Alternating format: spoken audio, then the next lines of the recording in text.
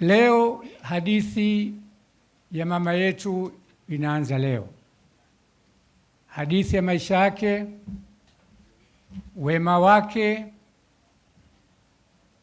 roho yake njema kwa kupenda hasa watu wa kipato cha chini. Tunamwomba Mwenyezi Mungu Baba yetu mbinguni uipokee roho yake, umweke kwenye amani, yeye na wenzetu wote waliotangulia mbele ya haki. Baba Askofu, hoja yako ya barabara hukuitaja, lakini barabara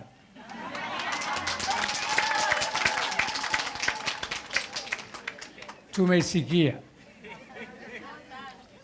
na una wabunge wako wazuri na wao wamesikia, na kama ulivyosema, hili ni eneo la mali la biashara na mali haitakiwi ichelewe barabarani. Kwa hiyo na waziri mkuu na makamu wa rais wako hapa na wao wamesikia, pamoja ulimhifadhi makamu wakaja kwenye msiba, lakini kasema naye kaisikia. Mimi nitakualika wewe